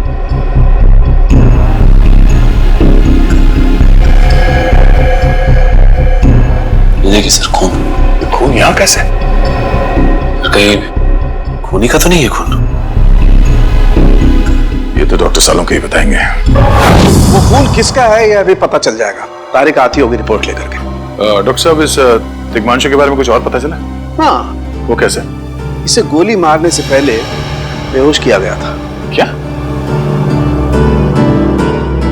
इसे बेहोश किया था? इसके खून में मुझे एक खास किस्म की दवाई के अंश मिले हैं जो अक्सर इंसान को बेहोश करने के लिए दी जाती है, और वो दवाई से इंजेक्शन के जरिए दी गई थी। ये देखो। सर बहुत ही अजीब बात है, अगर खूनी इसे मारना चाहता था तो सीधा गोली मारकर इसका काम तमाम कर सकता था, फिर ये जहर की दवाई क्यों दी होगी? और सर एक और बात पता चली, तिग्मांशु जिस हालात में हमें मरा हुआ मिला था वो एंशिएंट कल्चर के हिसाब से प्रार्थना करने की पोजीशन, खाना खाने से पहले। तो फिर तो शांति और तिग्मांशु दोनों का खूनी एक ही आदमी है।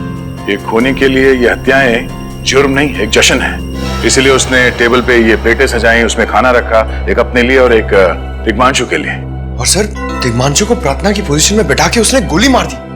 सर मैंने कहा था ना, ये खूनी एकदम सरफिरा है सर। हाँ सर, लगता है ये खूनी अपने आप को बहुत शक्तिशाली महसूस करता है। जिस वक्त इन सब की गर्दनें झुकी होती हैं उसके सामने, उसे आनंद आता है। नहीं सचिन, खूनी का मकसद लोगों को अपने सामने झुकाना नहीं, बल्कि अपने लिए प्रार्थना करवाना था। क्या मतलब?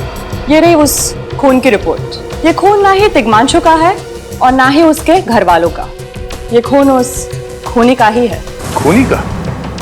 मगर वहां तो हाथापाई के कोई निशान नहीं मिले, और उस जगह को देख के ऐसा लगा भी नहीं कि तिग्मांशु ने सेल्फ डिफेंस में खूनी के ऊपर हमला किया होगा।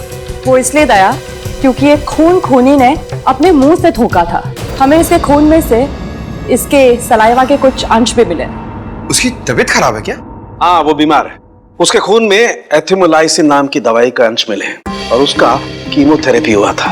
इसका मतलब उसे कैंसर है, ब्रेन का कैंसर, लास्ट स्टेज का ब्रेन कैंसर। इसीलिए वो लोगों से अपने लिए प्रार्थना करवा रहा है ताकि उसकी बीमारी ठीक हो जाए। हमारे क्रिमिनल डेटाबेस में चेक करो, पता करो ये कोई पुराना पापी तो नहीं है। नहीं सर, उस खूनी का हमारे क्रिमिनल डेटाबेस में कोई रिकॉर्ड नहीं है। कोई इतिहास नहीं है? नहीं सर। सर तिग्मांशु की पूरी कुंडली निकाल के लाओ सर। प्रमोद की तरह इसकी पहचान भी नकली है। What? हाँ सर, ये देखिए, उसका असली नाम राकेश है और जिस तरह प्रमोद को चासू बीसी की आदत थी, ठीक उसी तरह राकेश भी भोली भाली लड़कियों को फंसाता था शादी के झांसे में। कई लड़कियों ने आत्महत्या की है इस तिग्मांशु और राकेश के चक्कर में। हाँ सर, शादी के बाद उनके पैसे लेके ये गायब हो जाता। सर इसका मतलब खूनी ने दो ऐसे लोगों को मारा जो पहले से मुजरिम थे। शायद उसने सोचा होगा कि मरने से पहले कुछ अच्छे कर्म कर लूं। नहीं श्रेया, जरूर कोई रिश्ता रहा होगा उसका इन दोनों अपराधियों के साथ। पता करो इन दोनों अपराधियों का केस किस पुलिस स्टेशन में फाइल किया गया था? सर, ब्रेन कैंसर के जितने भी पेशेंट्स हैं शहर में, उन सबकी लिस्ट मिल गई है सर। कुल मिला के ऐसे 50 पेशेंट्स हैं, जिसमें से 10 पेशेंट्स ऐसे हैं जो कैंसर की लास्ट स्टेज पे हैं। उनमें से 4 औरतें हैं, बचे 6। हाँ सर, और इन 6 में से 4 ऐसे हैं जो 70 साल से ऊपर के बुजुर्ग हैं। अब बचे 2, ये उदय और भानु। तुम इन दोनों से मिले? हाँ सर, ये उदय 6 महीने से हॉस्पिटल में है। और भानु? भानु सर 1 महीने से हैदराबाद में। ये कैसे हो सकता है सचिन? अगर वो मुजरिम इसी शहर में है तो कहीं ना उसका इलाज चल रहा होगा ना कहीं से वो दवाई खरीदता होगा। वांची सर, इस शहर में जितने भी केमिस्ट है जहाँ पे ब्रेन कैंसर की दवाइयाँ बेची जाती है, उन सब की लिस्ट चाहिए मुझे। सब पता चल गया। त्रिलोक और राकेश दोनों के खिलाफ एक ही थाने में केसेस दर्ज किए गए थे, जगतपुरी थाने। इस केस का पूरा इतिहास जगतपुरी थाने से ही पता चलेगा। Excuse me, yes. आपकी दुकान पे ब्रेन कैंसर की दवाइयाँ बेची जाती है? जी हाँ, हमारी दुकान उन चुनिंदा दुकानों में से है जहाँ ये दवाई आपको मिलेगी। वैसे ये दवाइयाँ बहुत कम लोग खरीदते होंगे नहीं? जी, बहुत महंगी है एक्चुअली। अच्छा, जो लोग ये दवाइयाँ खरीदते हैं उनकी लिस्ट मिल सकती है हमें?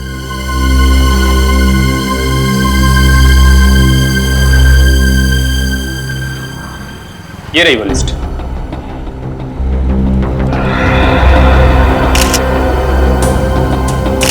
तपन, उदय और नितिन, ये तीनों लोग तो उस मरीज की लिस्ट में थे। अच्छा, आपको पूरा यकीन है कि इनके अलावा और कोई नहीं आता ये दवाई लेने के लिए? जी नहीं, लेकिन हो सकता है कोई गैर कानूनी तरीके से ये दवाई खरीद रहा हो। ये दवाइयाँ काफी महंगी है ना, आम आदमी इसका खर्चा नहीं उठा सकता। अच्छा, आप किसी ऐसे आदमी को जानते हैं जो ये गैर कानूनी काम करता है? एक आदमी है, आंद्रे नाम है उसका। प्यार से लोग उसे एंडी कहते हैं। ये जो ज्वाला रोड पे पब्लिक पार्क है ना, अक्सर वहीं मिलता है। कांस्टेबल सुनील, ऐसा? आप सीआईडी से ही हैं ना? हाँ, हमारी बात शायद आप ही से हुई थी। साहब बताइए, कांस्टेबल सुनील आपके लिए क्या कर सकता है? सुनील जी, हाल फिलहाल में इस रिकॉर्ड रूम में कोई चोरी वगैरह हुई थी क्या? चोरी नहीं तो सर, अब यहाँ वाला कोई चोरी कैसे करेगा? सुनील, फिर आप एक हेल्प कर सकते हैं हमारी। हमें 2 मुजरिमों की फाइल चाहिए। एक का नाम है त्रिलोक कुमार और दूसरे का राकेश भिवेन। एक मिनट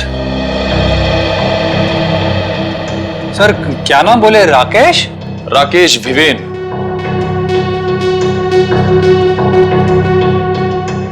कमाल है, इसकी फाइल तो है नहीं यहाँ। अच्छा, वो दूसरा नाम क्या बोले?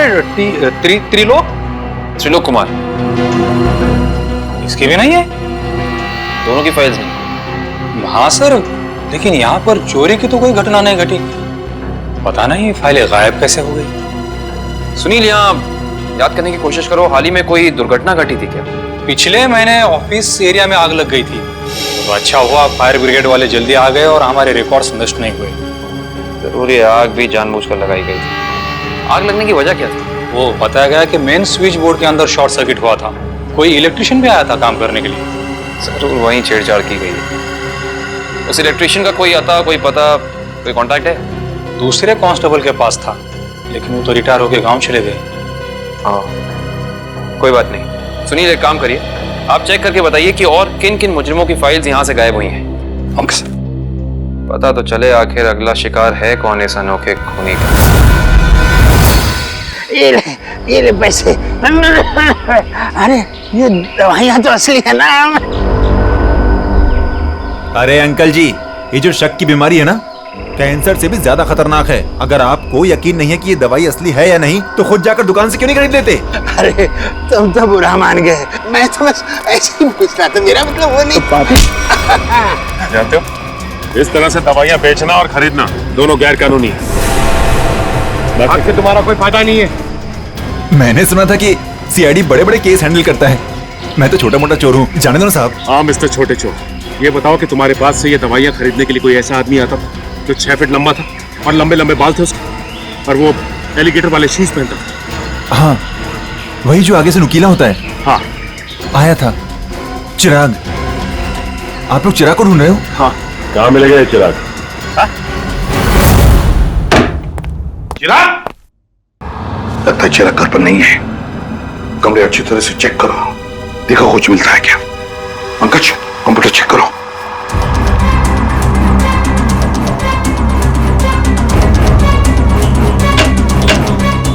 सर, ये देखिए, पूरी अलमारी गन्स और चाकू से भर रखी इस चिराग ने। My God. सर, हाँ, अंदर के कमरे में से ये पुलिस रिकॉर्ड रूम से फोन है। हेलो जी, कहिए। कौन? संदीप, स्वाधीन और हेमंत। ओके, ठीक है। कौन है ना? सर, त्रिलोक और तिग्मांशु की तरह इन तीनों की फाइल भी चोरी हुई है पुलिस रिकॉर्ड रूम से। मतलब अभिजीत, अब ये चिराग इन तीनों में से किसी एक को मारने वाला है। सर एक सेकंड, ये देखिए सर, इस कंप्यूटर की फाइल में इन तीनों की फाइल है। सर, ये तीनों भाई हैं और बदमाश भी हैं, और इन्होंने 3 खून किए हुए सर। सर, यहाँ पे 2 एड्रेस है, एक चीकूवाड़ी और एक चारको। चारको पर चीकूवाड़ी। एक काम करते हैं अभिजीत, हम दोनों चीकूवाड़ी चलते हैं और तुम लोग तीनों भी चारको चले जाओ। Yes sir. हाँ सर। चलो अभिजीत।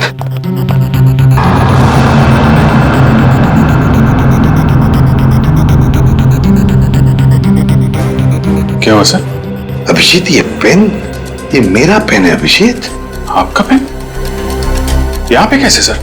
ये पेन मैंने जग्गा को दिया था, जग्गा को। जग्गा सर, वो आपका खबरी? हाँ अभिजीत, मेरा खबरी। मगर जग्गा तो मर चुका है सर। हाँ अभिजीत, तो मर चुका है, लेकिन जिस खून में तलाशी करने में मदद की थी जग्गा ने हमारी, उस वक्त वो खून भी इसी तरह हो रहे जैसे आज हो रहे हैं। खून करने के बाद लोगों को प्रार्थना की पोजीशन में रखा जाता है।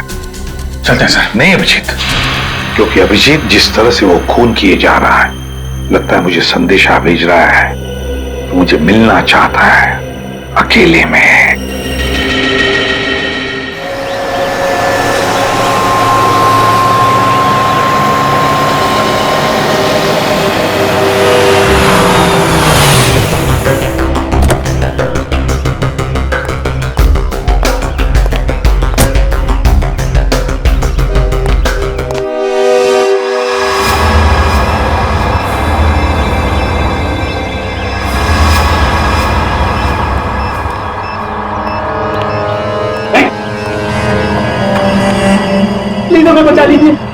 फिर हमें मार डालेगा। घबराओ मत, मैं इसे भी प्रद्युम्न हूं, कुछ नहीं होने दूंगा तुम्हें। इनकी बातों को ज्यादा सीरियसली मत लेना, इन्हें तो झूठे वादे करने की आदत है, और इतनी बड़ी बड़ी बातें करने से पहले एसीपी जरा मेरा इंतजाम तो देख लो। बस रिमोट के इस बटन को दबाना है और ये तीनों हमेशा के लिए बूम धरती से गायब। क्यों कर रहे हो तुम ये? क्या गलत कर रहा हूँ? हाँ बोलो। पर ये तीनों तो वैसे भी कानून से भागे हुए अपराधी है ना, तो इन्हें मारकर क्या गलत कर रहा हूँ मैं? इन्हें सजा देने का हक तुम्हारा नहीं, सिर्फ कानून का हक ही है। बस यही तो प्रॉब्लम है, जब तक तुम कानून में हो कुछ नहीं हो सकता। क्या क्या चाहते हो तुम मुझसे? पहले अपनी एक गन मुझे दो एसीपी, मुझे अपनी गन दो, वरना मैं ये रिमोट दबा दूंगा। एसीपी मैं 3 तक गिनूंगा, 1 2 3। नहीं,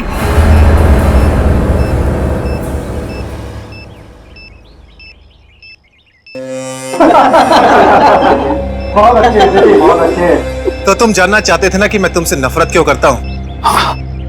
जग्गा खबरी का नाम ध्यान है? याद है मुझे, मैं उन्हीं का बेटा हूँ। पता चल चुका था मुझे। एसीपी तुमने मेरे पिताजी से वादा किया था ना कि तुम उनका बाल भी बाका नहीं होने दोगे, फिर क्यों नहीं बचा सके उन्हें? बोलो। देखो चिराग, तुम्हारे पिताजी की मौत का बोझ आज भी मेरे दिल पर है। बंद करो ये तुम्हारा नाटक। उस वक्त कहां थे तुम जब मेरे पिताजी की मौत के बाद मैं और मेरी मां दर दर की ठोकरें खा रही थी? खाने के पैसे तक नहीं थे हमारे पास। तो तुम मेरे पास चले आते, मैं कुछ मदद कर सकता था तुम्हारी। क्या कर लेते तुम? हाँ, सिवाय झूठे वादों के। तुम्हें पता है एसीपी, मुझे कैंसर है, आखिरी स्टेज, और ये इसीलिए क्योंकि मेरी मां के पास पैसे नहीं थे मेरे इलाज के लिए। मैं तुम्हारा दुख समझ सकता हूँ चिराग, तुम्हारी तकलीफ समझ सकता हूँ, मगर इन तीनों ने क्या बिगाड़ा है तुम्हारा? तुम इन तीनों की जान बचाना चाहते हो? हाँ, तो तुम्हें अपनी बलि देनी होगी। क्या मतलब? मतलब तुम इस बिल्डिंग से छलांग लगानी होगी, ताकि फिर कोई जग्गा खबरी सीआईडी का शिकार ना बने।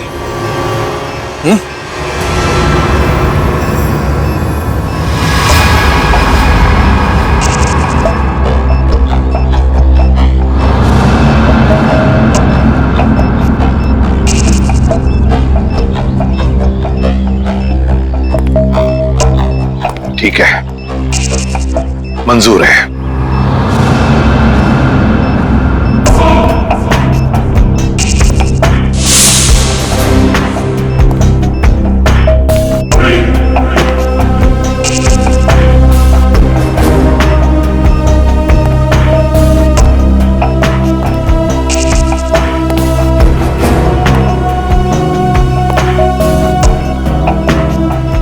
चढ़ो एसीपी, चढ़ो।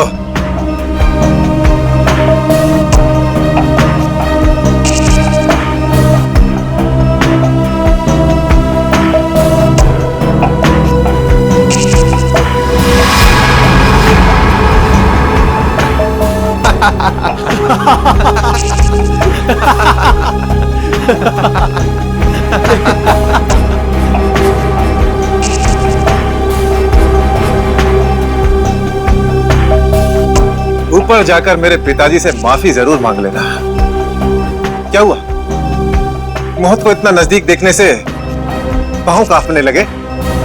एसीपी आज तक अपनी मौत को अपनी हथेली पर लेकर ही चला है, समझे? मौत से कभी डरा नहीं है वो। इतनी बड़ी बड़ी बातें, अब बातों का वक्त नहीं है, अब एक्शन का वक्त है। कूदो एसीपी, छलांग लगाओ और अपनी ये बेहतरीन जिंदगी को अलविदा कह दो। चलो। 1 मिनट, मैं जरूर कूदूंगा, लेकिन तुम पर कैसे विश्वास कर सकता हूं कि मेरे कूदने के बाद तुम इन तीनों को छोड़ दोगे? तुम्हारे पास और कोई चारा भी नहीं है। कूदो एसीपी, वरना मैं इस रिमोट का बटन दबा दूंगा।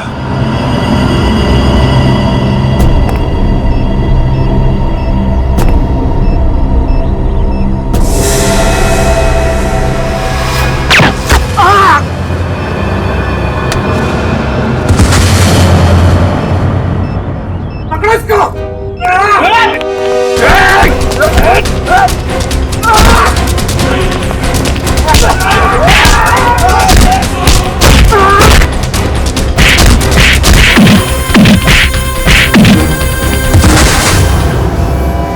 शाबाश मिस्टर चिराग, बहुत चला लिया न्याय की अदालत। सीआईडी का काम सीआईडी को सौंप दो। रेडी? पंकज, उन तीनों के शरीर से बॉम्ब हटा दो संभाल के। और तुम मेरे दोस्त, मेरा कबरी जग्गा के बेटे लगते ही नहीं। उस बेचारे ने तो अपनी जान कुर्बान की हमारी मदद करने में, कानून की मदद करने में। मगर तुम, लानत है तुम पर, जैसे घटिया काम करने निकले थे। दो खून किए तुमने। तुम्हें तो शायद फांसी ही होगी, फांसी।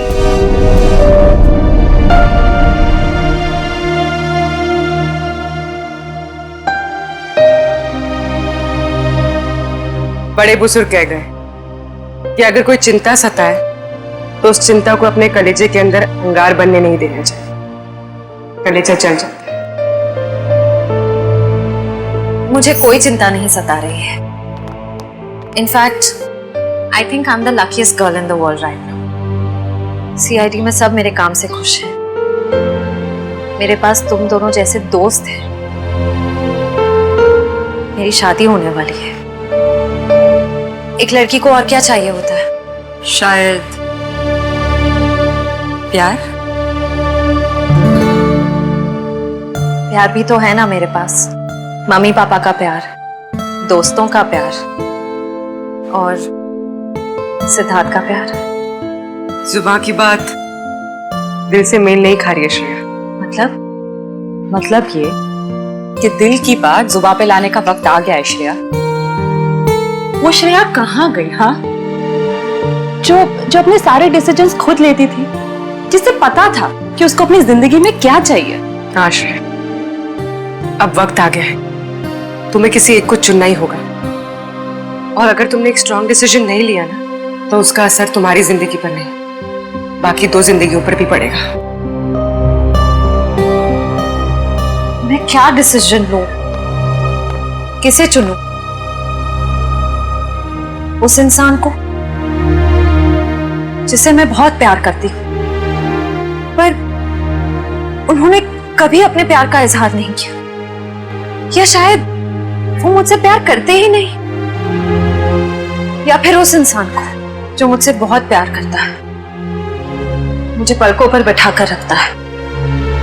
मगर यहाँ पे इम्पोर्टेंट सवाल ये है कि तुम किससे प्यार करती हो?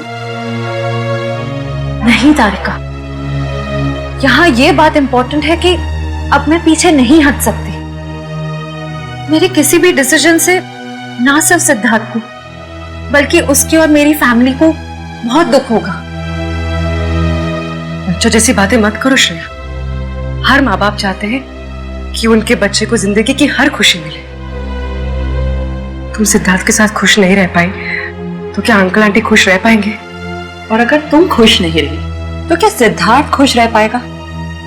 तुम्हारा एक कदम श्रेया बहुत सारी जिंदगियों को अफेक्ट करेगा।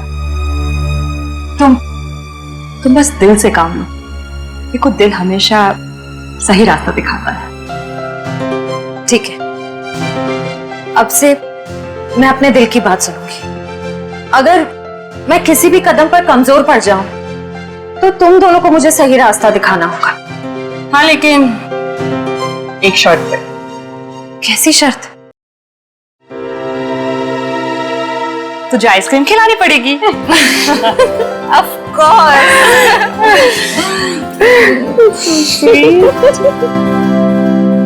इस तरह के और भी एपिसोड देखने के लिए हमारे चैनल को सब्सक्राइब करें और बेल आइकन दबाना ना भूलें।